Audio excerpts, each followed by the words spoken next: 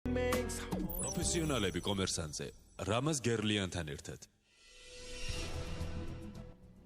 გამარჯობათ, რადიო კომერსანტია გადაცემა პროფესიონალები, მე გახლავთ რამაზ გერლიანი, ამ გადაცემის წამყვანი. დღევანდელი ჩვენი გადაცემის თემა უკრაინაში განვითარებული მოვლენები და მის შედეგად მსოფლიო ეკონომიკურ პოლიტიკაში გარკვეული ცვლილებები, სანქციები, რომლებიც უკვე დაუწესდა შესაბამისად ქვეყანას, რუსეთს.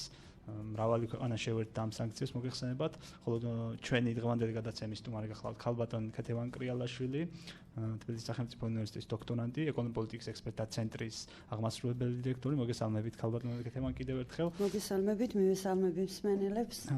რაც შეეხება უშუალოდ ჩვენს თემას, დღეს გვექნება მეტად ანალიტიკური სახის, ესე ვთქვათ, მსჯელობა ამ მიმართულებით, ვინაიდან მოგეხსენებათ, რომ საქართველოს არც თუ ისეთი დიდი ქვეყანაა, რომელსაც თუნდაც ამ სანქციების სახით რაღაცა ზეგავლენის შეუძლია მსოფლიო ეკონომიკურ პოლიტიკაზე და ზოგადად ამ დიდ პოლიტიკაზე, რომელიც უკვე ფაქტიურად ეკონომიკურ წილში გადავიდა და შესაბამისად შეიძლება ეს დაერქვას, რომ ეკონომიკურ ომს უფრო ემსგავსება.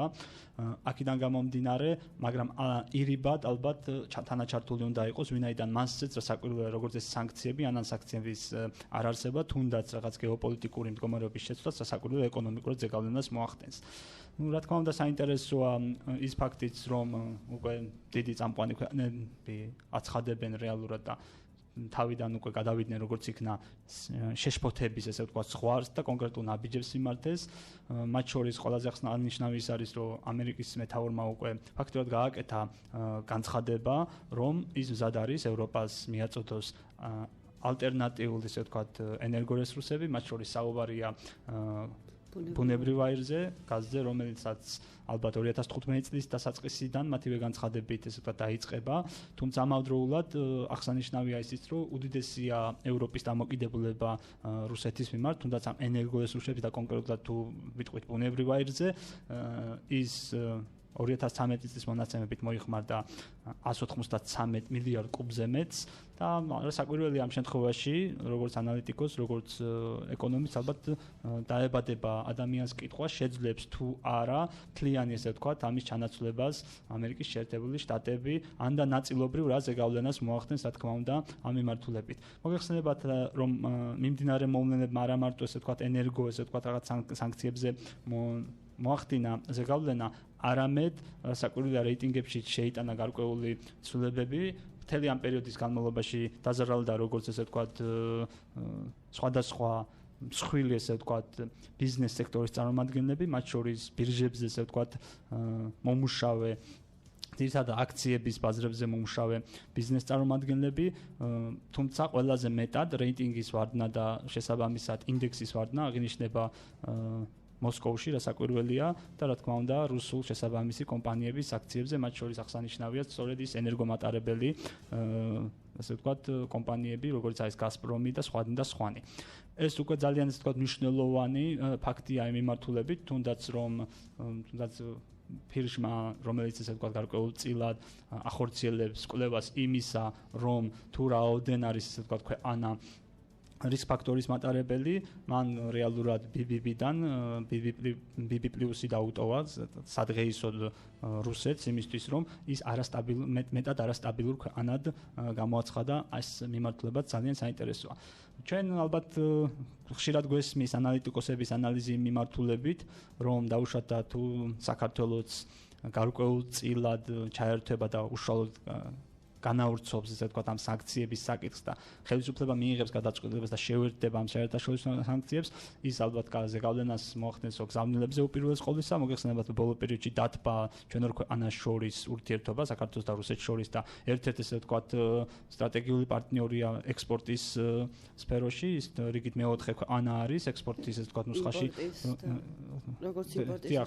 როგორც იმპორტის, ასევე ექსპორტის კუთხით და ამ მიმართულებით ძალიან საინტერესო იქნება დაუშვათ და თქვენ რას ბრძანებდით, თუნდაც ძირითადში მაინც ესე ვთქვათ ალკოჰოლური სასმელები გადის ამ ეტაპზე, თუმცა საკვირველია სხვა სახის საქონელებიც არის, მაგრამ ეს როგორ მოახდენს ზეგავლენას თუნდაც ამ საექსპორტო ბაზარზე, თუმცა ნიშნავს თუ არა ეს იმას, რომ ამ შემთხვევაში რაღაც ევროპაზე ითქვას ვარი, ან რა კურსი უნდა დაიჭიროს საქართველოს, როგორ შეიძლება მოიქცეს და გონივრული პოზიცია, როგორ შეიძლება დააფიქსიროს ამ მიმართულებით.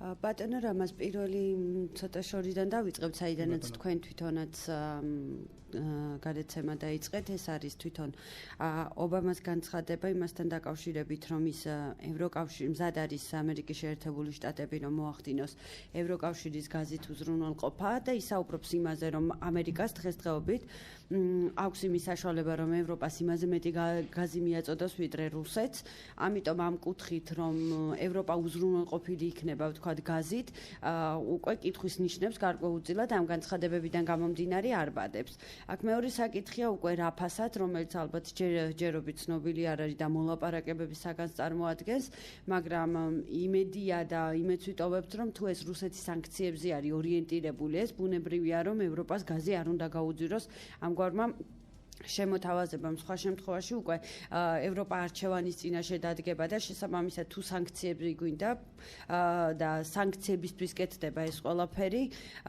ამ არჩევანის და ფასის განსაზღვრის პრობლემა რეალურად არ უნდა წარმოიქმნას. რაც შეეხება თვითონ ზოგადად სანქციებს, რომელიც მსოფლიო წამყვანი ქვეყნები უწესებენ რუსეთს, თქვენ მართალი ბრძანეთ, ეს არის ძირითადად ვთქვათ ეკონომიკური სანქციები და გარკვეულწილად სხვა პიროვნებებზე დიპლომატიური სანქციებით, რომლებიც დაშვებაზე და მათ პიროვნების ვთქვათ გადაადგილების შეზღუდვას იწვევს, მაგრამ ეს ჩვენი ასე რომ ვთქვათ ამ გადაცემის ფორმატი არ არის და ჩვენ ძირითადად აქცენტს ვაკეთებთ ეკონომიკურ სანქციებზე. ბუნებრივია, რომ მთელი რიგი მაჩვენებლები მეტყოლებს იმაზე, რა დაემართა რუსულ აქციებს და როგორ ხდება, მაგრამ ერთი რამ, რაც ძალიან აშკარაა, რომ ეს სანქციები აღმოჩნდა დღესდღეობით არასაკმარისი იმისთვის, რომ რუსეთმა თავისი აგრესია შეაჩეროს პირიქით, კიდევ უფრო აგრესიული ხდება და ყირიმით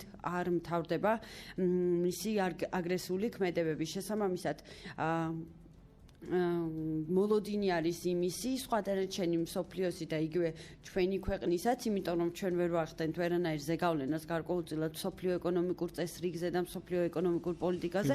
შესაბამისად, მოლოდინი არის ჩვენაირი ქვეყნების მხრიდან, რომ სწორედ ეს წამყვანმა ქვეყნებმა კიდევ უფრო გაზარდონ თავიანთი აქციები რუსეთის მიმართ, იქამდე სანამ რუსეთის ეკონომიკას ძალიან მკვეთრად არ დაემჩნევა ამ სანქციების შედეგები. კი ბატონო, ან რასაკვირველია, სანამ არ წამოვა რაღაც კონსენსუსზე და შესაბამისად მოლაპარაკებებზე, რომელიც ალბათ მისაღები იქნება უპირველეს ყოვლისა იმ ქვეყნისთვის, რომელი ქვეყნის ტერიტორიაზეც არის დღესდღეობით ის ესე ვთქვათ შესული, შეჭრილი თუ რა ვიცი რაც შეიძლება დაერქვას ამას. რასაკვირველია, მნიშვნელოვანი ამ შემთხვევაში ისიც, რომ აი რა როლი შეიძლება დაეკისროს საქართველოს. უამრავი ანალიტიკოსი ამბობს, რომ ჩვენი ზეგავლენა ნაკლებად არის პირდაპირ, ამას რასაკვირველია მეც ვეთანხმები, რომ დიდი ბერკეტები არ არსებობს, მაგრამ როდესაც მთელი ამ პერიოდის განმავლობაში მიმდინარეობს საუბარი იმაზე, რომ რეალურად შესაძლოა ჩანაცვლდეს ის ძირეული სტრატეგიული პროდუქტები, რომლითაც ამარაგებს ამ შემთხვევაში ენერგოპროდუქტები, რომლითაც ამარაგებს თუნდაც ევროპას და სხვა ქვეყნებს, სათა მათი დამოკიდებულება შემცირდეს რუსეთის მიმართ. ამ შემთხვევაში ამ მიმართულებით როგორ ფიქრობთ, შეუძლია საქართველოს გარკვეული როლი ითამაშოს თუნდაც აი ენერგო ესე ვთქვათ გამტარის სახით და ალტერნატიული ენერგოგზა, ენერგოდერეფანი თუ რაც შეგვიძლია დავარქვათ ამას. ბატონო რამაზ მარტივ კითხვას დაგისმენთ, დაუშვათ გავაკეთოთ ესეთი დაშვება, რომ ხვალიდან აღარ გვაქვს რუსული ბაზარი. ვართ კი ამისთვის მზად. თქვენ თვითონ გეკითხებით. არა, საქართველოს ამისთვის გაცილებით მომზადებელი იყო, მოგეხსენებათ მაშინ, როდესაც ემბარგო დაწესდა, რასაკვირველია ეს დაშვება იმ ფონზე, როდესაც უკვე მივისწრაფოდით და მოხდა ურთიერთობების აღდგენა, არ არის რა თქმა უნდა სასურველი, თუმცა თუ ეს პრინციპული იქნება იმასთან დაკავშირებით, ჩემი პერსონალური აზრია, რომ თუ ეს არის პრინციპული ევროატლანტიკური ესე ვთქვათ ინტეგრაციის გზაზე, რასაკვირველია საქართველოს მაშინ ეს გამოწვევაც ხელახლა უნდა მიიღოს, მაგრამ დღესდღეობით ასე არ დგას საკითხი. საქართველოს ეს დამოუკიდებელი ქვეყანა და მისი გადასაწყვეტი ამ შემთხვევაში რასაკვირველია ის მიიღებს თუნდაც ამ ენერგოდერეფნიდან თავის სარგებელს და ასე შემდგომ და ასე შემდგომ. ამაზე არის ძირითადად ამ ეტაპზე საუბარია. თუ მოხდა ისე რომ მეორე რიგის მეორე რიგის რაღაც სანქციების დაწესება, ალბათ მაშინ მთელი ესე ვთქვათ კომბინაცია, რაც არის საჭირო, წესით და რიგით ცივილური სამყარო, რომელიც ალბათ ამ შემთხვევაში გაერთიანდება, უნდა დაიჭიროს იმის პოზიციას, რა საკვირველია ჩვენმა ქვეყანამაც. ეს იქნება ძალიან მიზერი, როგორც ესეთი მიზერი და რასაკვირველია მომგებიანი არ იქნება ეს ჩვენთვის, მაგრამ ამავდროულად არანაკლებ მნიშვნელოვანი არის თუნდაც ჩვენთვის უკრაინის ბაზარი და როგორც პარტნიორი და როგორც სტრატეგიული პარტნიორი, ხო? ანუ მედალს ორი მხარე აქვს. ერთი არის ერთი მხრივ ზარალდება გარკვეული ურთიერთობებით, მაგალითად იყო დაუშვათ და გზავნილებზეც საუბარი, ხო? დაუშვათ გზავნილების სახით და შესაბამის გადმორიცხვების სახით 1.5 მილიარდიდან თითქმის 800 მილიონი მოდის რუსეთზე. იყო საუბარი იმაზე, რომ ამ შემთხვევაში რუსეთს ჩერდეს რას ვისაუბრებთ. ამაზე უარესი პერიოდი გვახსოვს, როდესაც 2008 წლებში ფაქტიურად ორ ქვეყანას შორის ძალიან ესე ვთქვათ კონფლიქტი არსებობდა და ფაქტიურად სიტუაციის ესკალაცია მოხდა. მიუხედავად ამისა, ამ შესაბამისმა გზავნილებმა და გადარიცხვებმა გამოღანხეს სხვადასხვა გზა ბუნებრივია, ანუ ეს გზავნილები არის მხოლოდ და მხოლოდ ძირითადად ნათესაური კავშირებიდან გამომდინარე და ნათესაური კავშირების გამსაზღვრელი ოჯახის წევრების და შესაბამისად ამ გზავნილების გარკვეულწილად ბლოკირება ალბათ შეუძლებელი იქნება და შესაბამისად ამაზე ყველაზე ნაკლებად ვისაუბრებთ. რეკლამაზე უნდა გავიდეთ. კი ბატონო, რეკლამის დროა, დარჩით ჩვენთან. გაგველოდეთ ჩვენ გამოგონებს ხელობას. პროფესიონალები კომერსანტზე რამაზ გერლიანთან ერთად. თქვენ აკეთეთ საქმე და თქვენი რეკლამა ანდეთ პროფესიონალებს. რეკლამა რადიო კომერსანტზე. რადიო კომერსანტის სარეკლამო სამსახური 2 505 95 და 5.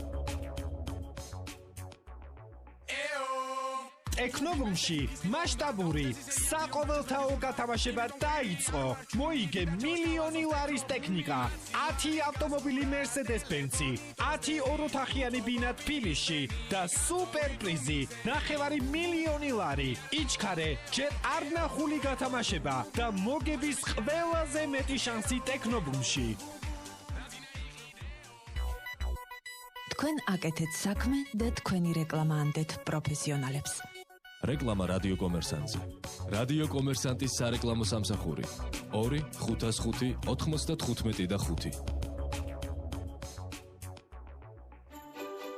ყოველ დილით რადიო კომერსანტის ეთერში ჯანსაღი დილა წარმატებულ ადამიანებთან ერთად. დაიწყე დილა მათ რჩევებით, გაიგე მეტი. როგორ იწყებენ დღეს საქმიანი ადამიანები. პროფესიონალები კომერსანტზე რამაზ გერლიანთან ერთად. ჩვენ დავბრუნდით პირდაპირ ეთერში, მინდა სმენა შევახსენოთ ჩვენი დღევანდელი გადაცემის თემა უკრაინაში განვითარებულ მოვლენები და შედეგად სოფლიო ეკონომიკურ პოლიტიკაში განხორციელებული ცვლილების სანქციები, რომლებიც დაუწესდა რუსეთს პირველ ეტაპზე და შესაბამისად მათი ზეგავლენა საქართველოზე. სურვილი გვაქვს, რომ თუ სმენელს ექნება საშუალება და ანკითხვის სახით ან თავის კომენტარის სახით ჩაერთება პირდაპირ ეთერში, გამოვაცხადებ ტელეფონის ნომერს 282 955. ეს არის ჩვენი პირდაპირ ეთერის ტელეფონები. სრული შემთხვევაში შეგვიძლიათ დაგვიკავშირეთ. ქალბატონო ქეთევან, თქვენ წეღან რეკლამიდან გამომდინარე მოგიწიათ თქვენი კომენტარის გარკვეულწილად შეწყვეტა. შეგიძლიათ ანუ განვავრცოთ ეს კომენტარი, განვაგრძოთ, რაზეც იყო საუბარი. ჩვენ საუბრობდით ემბარგოზე და გარკვეულწილად რა სანქციებზე და თქვენ ახსენეთ 2008 წელი და იგივე თქვათ სანქციებიდან გამომდინარე რამდენად არის საქართველოს ამ ყველაფრისთვის მზად. ერთი რამე ცალსახაა პირველი რაც მინდა დავაფიქსიროთ ჩვენც, მეც, თქვენც და ალბათ საქართველოს მოსახლეობის მთელი თითქმის უმრავლესობა წასახად არის აღიარებს იმას, რომ ჩვენი ევროპული არჩევანი ეს არის უალტერნატივო გარკვეულწილად და ამაზე აღარ ვიდაოთ და ამაზე აღარ გვინდა საუბარი. საუბარი გვინდა ჩვენ და გავაანალიზოთ ის გზები, როგორ მივიდეთ ამ გზისკენ, ხომ? ერთ მხარეს გვაქვს აგრესორი რუსეთი, გვაქვს ჩვენ და მთელ ჩვენ მეზობელ ქვეყნებს და მეორეს ჩვენი მეზობელი ქვეყნების არჩევანიც. გვაქვს მწარე გამოცდილება 2008 წლის ჩვენ, გვაქვს ახლანდელი რეალობა, რაც უკრაინაში მოხდა და შესაბამისად აი ამ სტატუსიდან და აი ამ რეალობიდან გამომდინარე გარკვეული გზები უნდა დავსახოთ. პირველი რომ რუსული ბაზარის გახსნამ გარკვეულწილად მე ვიტყოდი შეასუსტა ადგილობრივი წარმოების გარკვეულწილად мотиваცია იმისა, რომ მათ აქცენტი გაეკეთებინათ ხარისხზე. მაშინ როდესაც ევროპული ბაზარი და რუსული ბაზარი იყო ჩვენთვის დაკეტილი, ევროპული ბაზარი იყო გარკვეულწილად უალტერნატივო და შესაბამისად თუ გვინდოდა გარკვეულწილად რაღაცა ექსპორტის განხორციელება ევროკავშირში, ბუნებრივია რომ მიუხედავად იმისა, რომ სატარიფო ბარიერები ჩვენ არ გვაქვს, არასატარიფო ბარიერები ქმნიდნენ ძირითად პრობლემას, რაც გულისხმობს ხარისხის სანიტარულ, ფიტოსანიტარულ ნორმებს, რომელსაც ჩვენი წარმოება ვერ აკმაყოფილებდა.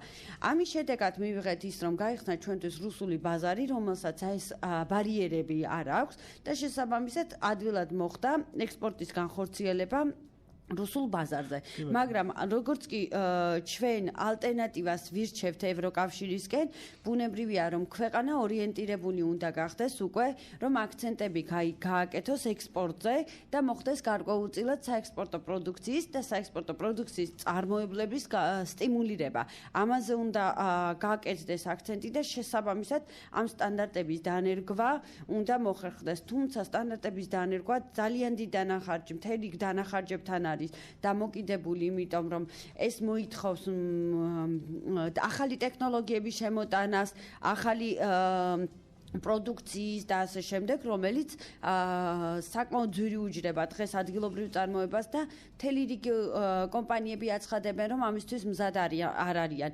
შესაბამისად, რა უნდა ქნას სახელმწიფომ, გარდა იმისა, ხელშეწყობაში ბუნებრივია იგულისხმება, რომ სახელმწიფო ვერ აწარმოებს, მან გარკვეული გადასახადების შეხავათების სახით უნდა შეიმუშაოს ისეთი სტრატეგია, რომელიც აი ამ კომპანიებს, რომლებიც ექსპორტზე იქნებიან ორიენტირებული, სამომავლოდ შეძლონ წარმოების იმდენზე დახვეწა, რომ მათი პროდუქცია ევროკავშირზე გავიდეს. ბატონო, აბსოლუტურად გეთანხმებით, რომ საჭიროა საკვირველი ბაზრების დივერსიფიცირება, რომ შემდგომ რაც უკვე რუსეთის ბაზარი აღდგამე კონკრეტულ მონაცემს დავასახელებ, რომ იყო პროგნოზირებული, რომ 10 მილიონი ესე ვთქვათ ბოთლი ღვინო გაიყიდება, კონკრეტულად ღვინოს მაგალითზე, თუმცა მასზე ორჯერ მეტი გავიდა გასულ წელს და შესაბამისად ამ ღვინის ექსპორტიდან წილი რუსეთზე მოდის უკვე 9.4 გასული წლის მონაცემებით. თუმცა ამავდროულად აქვე უნდა აღვნიშნოთ, რომ უკრაინა სტრატეგიულ პარტნიორს წარმოადგენს, თუმცა ამ მიმართულებითაც იქ 10.4% მოდის, ესე ვთქვათ, ექსპორტის წილი საქართველოში. რა საკვირველია, მთლიანი ესე ვთქვათ, სავაჭრო ბრუნვის მიმართულებით თუ გადავხედავთ, 4 ქვეყანაშია რეალურად რუსეთი, რუსეთთან არის 190 მილიონის ესე ვთქვათ, სავაჭრო ბრუნვის შედეგად ესე ვთქვათ, შემოსული, უბრალოდ ექსპორტიდან 193 არის უკრაინა. ეს ორი ქვეყანა ორივე ესე ვთქვათ, ამ ეტაპზეც მნიშვნელოვანია ჩვენი ქვეყნისთვის, მაგრამ ამავდროულად არსებობს უდიდესი ესე ვთქვათ, ხარდამჭერი ესე ვთქვათ, გაერთიანება ევროკავშირი და მისი ბაზრები, რომელიც ძალიან სტრატეგიული მნიშვნელობისაა და რასაკვირველია სავაჭრო ბრუნვის თვალსაზრისით აღემატება გაცილებით ჯერჯერობით რასაკვირველია რუსეთს, ვინაიდან ახალ ეტაპზე, როდესაც დაიწყო გასულ წელს უკვე ჩვენი საქონლის ექსპორტი რუსეთის ბაზრებიც, ჯერ რასაკვირველია იქ იმ დონეზე არ არის ჩვენი ექსპორტი განვითარებული, რა დონეზეც მთელი ამ პერიოდის განმავლობაში დახმარებებისა და კეთილინების ესე ვთქვათ საფუძველზე, თუნდაც იმ დაშვებების საფუძველზე, თუნდაც იგივე ავიღოთ GSP+ და სხვა GSP და ასე შემდეგ, დღეს უკვე ასოცირების ხელშეკრულებაზე მოხდა ესე ვთქვათ შეთანხმება და რეალურად უკვე შემდგომ უკვე როდესაც ეს ნაბიჯები გადაიდგეს ძალიან მნიშვნელოვანია. ამავდროულად ჩემი პერსონალური აზრი არის ის ალბათ დამეთანხმებით თქვენს, რომ რასაკვირველია არა მარტო ერთ ბაზარზე უნდა იყოს ინტეგრირებული ექსპორტი. ის ამავდროულად თუ დაუშვათ და რუსეთში გარკვეული ესე ვთქვათ სახის საქონელი გაედინება, რასაკვირველია ეს არ უნდა ნიშნავდეს იმას, რომ მარტო ესე ვთქვათ ორიენტირად სახელმწიფოს თავის სტრატეგიულად კონდეს საექსპორტო ბაზრად რუსეთი, ახლა მიუხედავად იმისა, რომ რუსეთის განშლილობა არის ძილი. პირდაპირ პროპორციულად სხვა ბაზრებზეც რასაკვირველია უნდა იზრდებოდეს ქვეყნის საექსპორტო ესე ვთქვათ წილი და მათ შორის ხას გავუსვამ, რომ რეალურად 2013 წლის მონაცემებით 2.9 მილიონი არის ექსპორტი და იმპორტი მას სამჯერ აღემატება რეალურად 7.874 არის იმპორტი. აქედან გამომდინარე ექსპორტის ზრდა ძალიან მნიშვნელოვანია და ყველა მიმართულებით მათ შორის. რასაკვირველია გასული წლის მონაცემებით თუ შევადარებთ ამ ტენდენციას დის ესე ვთქვათ პროცენტულ მაჩვენებლებში ექსპორტის დის ტენდენცია გაცილებით მეტი იყო, მაგრამ მაგრამ საერთო მაჩვენებლით იმპორტი აღემატება 3-ჯერ. ეს ამ მიმართულებით ძალიან მნიშვნელოვანია, რასაკვირველად წავიდეს მსჯელობა. ერთს დავამატებ ბატონო რამაზ, ერთი ძალიან მნიშვნელოვანი ასპექტია ექსპორტის თვალსაზრისით, თვითონ აზერბაიჯანის წილით ჩვენი ექსპორტის ჩვენ ექსპორტში და საუკეთესო 4 ხელულზე საუბრობთ აზერბაიჯანი უკრაინა წარმოიდგინეთ აქ აზერბაიჯანისში ყველაზე დიდი წილი მოდის სწორედ ავტომობილებზე და ეს არ შეგვიძლია რომ ამ ანალიზიდან გამომდინარე ვინაიდან და რადგანაც აზერბაიჯანი პირველზეა და ავტომობილებზე მოდის ხომ ეს ხომ არ ნიშნავს იმას რომ ჩვენი პროდუქცია გადის ეს არის მეორადი ავტომობილები რომელიც გარკვეულწილად რეექსპორტია ანუ ამ კუთხით თუ ზდაზე ვლაპარაკობთ იქ ძალიან დიდი წილი მოდის რეექსპორტ და ჩვენ ძირითადი აქცენტი ექსპორტის იმ ნაწილზე უნდა გავაკეთოთ, რომელიც ადგილობრივ წარმოებას ეფუძნება და პირველი ადგილობრივი წარმოება გულისხმობს შენ შემოიტანო თანამედროვე ტექნოლოგიები და თანამედროვე ტექნოლოგიების დანერგვით მოახდინო წარმოების იმდევარი სრულყოფა, რომ შეხვიდე განვითარებულ ბაზარზე. ზოგადად როცა საუბრობდნენ უცხოურ ინვესტიციებზე, მთელი რიგი ინვესტიციები შემოდიოდა მთელი ამ წლების განმავლობაში ქვეყანაში, მაგრამ შედეგად არ მივიღეთ ის ღირებული ინვესტიცია, რასაც თანსდევს ამ ინვესტირებას და ამაში გულისხმობ, გააჩნია შენი ინვესტიცია საიდან შემოდის. თუ განვითარებული ქვეყნიდან შემოდის ინვესტიცია, მას შემოაქვს მთელი რიგი ცოდნა, ტექნოლოგია, ინოვაცია, ის ნერგავს შენს ქვეყანაში, რომელიც გრძელვადიანი უნდა იყოს. და შესაბამისად სწორედ მაღალი ტექნოლოგიების ხარჯზე განავითარო შენთან ადგილობრივი წარმოება, რაც ჩვენს ქვეყანაში ძირითადად არ ყოფილა. ამიტომაც ვერ ხდება, როცა შემოდის განვითარებადი ქვეყნებიდან ქვეყანაში ინვესტიციები, მას ის ცოდნა და ის კვალიფიკაციაც არ მოყვება თან და ჩვენც ვერ ვახვედრებთ, რომელიც შექმნის საბოლოო ჯამში განვითარებული ბაზრისთვის გასატან პროდუქტს. ამიტომ მივიღეთ ის, რომ ამ უცხოური ინვესტიციების ამხელა სიდიდემ ვერ უზრუნველყო რეალურად განვითარებულ ბაზრებში ჩვენი პროდუქციის გატანა. კი ბატონო, ამის არაფორმალური ბარიერები რასაკვირველი არსებობს და მომავალშიც იარსებებს, თუმცა სტრატეგიულად თუ იქნება ის მიმართულება აღებული, რომ რეალურად დაუახლოთ თუნდაც სტანდარტიზაცია, თუნდაც დაფასოების პრობლემა, თუნდაც იმ ესე ვთქვათ მალფუჭებადი პროდუქტების პირველადი სახის შენარჩუნებით მიწოდების ეს კამქსელის განვითარება, ეს ძალიან მნიშვნელოვანი ამ მიმართულებით წასვლა. რომელიც ძალიან დიდ აღნახაჭებთან არის რამაც ხარისხზე ნაკლებად არის ამ შემთხვევაში საუბარი ის, რომ დაუშვათ და აიღოთ სოფლის მეურნეობის პროდუქტი, რომ ჩვენთან ხარისხიანია, ეს ალბათ ნაკლებად საეჭვია, მაგრამ ჩვენ სამწუხაროდ არ გაგვაჩნია დოკუმენტი იმისა, დაუშვათ ევროპულ ბაზარზე გასვლის შემთხვევაში, რომ დავადასტუროთ, რომ ეს ნამდვილად ხარისხიანია. არ გააჩნია მას შესაბამისი შეფუთვა, არ გააჩნია შესაბამისი სტანდარტი, არ გააჩნია იქ აურის ვთქვათ მოთხოვნებისადმი ის მიყენებული შესაბამისი დოკუმენტაცია თანხwebdriver და ამის გამო არის ძირითადად რომ ის რეალური შეღავათები რაც აქამდე ქონდა საქართველოს ვერ გამოიყენება და ის პოტენციალი ფაქტიურად ფუჭად იყო და 7200 დასახელების საქონელზე ქონდა თავის დროზე ესე პრეფერენციული ესე ვთქვათ შეღწევადობა ბაზრებზე. აქედან გამომდინარე ეს დაახლოებით 30 პროდუქტზე ცევდებოდა მხოლოდ და მხოლოდ იმის გამო რომ არაფორმალური ბარიერები იყო ძალიან დიდი. რასაკვირველი ასოცირების ხელშეკრულების შემდგომაც ეს ბარიერები დარჩება, მაგრამ ამაზეა საჭირო მუშაობა. ასოცირების ხელშეკრულების ხელმოწერა გულისხმობს იმას, რომ ქვეყანაში უნდა მოხდეს იმ სტანდარტების დანერგვა, რა სტანდარტებიც ევროკავშირში მოქმედებს, რა სტანდარტებიც ევროკავშირს აქვს დაწესებული თავის პარტნიორი, სავაჭრო პარტნიორი ქვეყნებისადმი, იმისათვის, რომ ამ ქვეყნებმა მოახდინონ ევროკავშირში თავიანთი პროდუქციის შეტანა.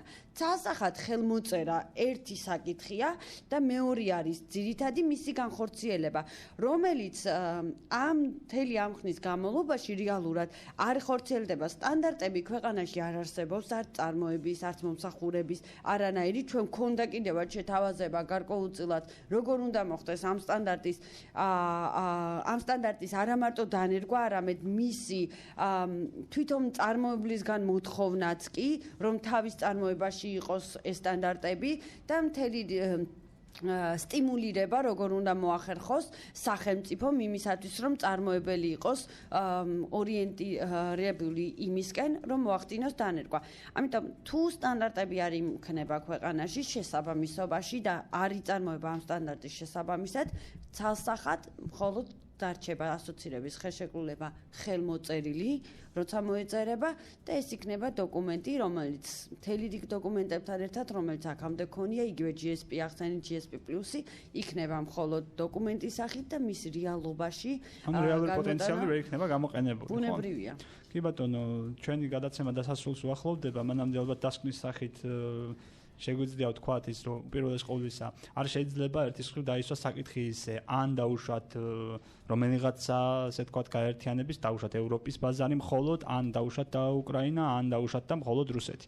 არა, საქართველოს ალბათ ყველა ბაზარი ჭირდება, ყველა ბაზარზე ესე ვთქვათ იყოს დივერსიფიცირებული, თუმცა მის რეალურ ესე ვთქვათ ეკონომიკურ და პოლიტიკურ ორიენტირებს პრინციპულად თუ შეეხო ეს, საკვირე მან არჩევანი უნდა გააკეთოს ცივილურ სამყაროს სასარგებლოდ და ამავდროულად აღსანიშნავია ისიც, რომ როდესაც საუბარი არის რიგ შემთხვევაში იმაზე, რომ ეს საერთაშორისო სანქციების შედეგს ვერ გამოიღებენ, ჩვენ კარგად გვახსოვს თუნდაც ეკონომიკური სანქციები ირანის წინამდებ, მას რამოდენიმე ასეულობით ტრილიონის დაკარგვა მოუწია ამ სანქციების შედეგად და საბოლოოდ მივიღეთ შედეგი ის, რომ ის იძულებული გახდა მისულიყო მოლაპარაკების მაგიდასთან და იქ უკვე პოლიტიკური და ეკონომიკური საკითხები გადაეჭრათ. და ანალოგიურის მოლოდინში არის დღეს სოფლიო სამყარო, თუნდაც რუსეთთან მიმართებაში, რასაკვირველია, შეიძლება კონკურენტუნარიანი ფასით არ იყოს, ან მთლიანად ვერ ჩაანაცვლოს რეალურად ის რესურსები, რომელსაც ამარაგებს რუსეთი ევროპას.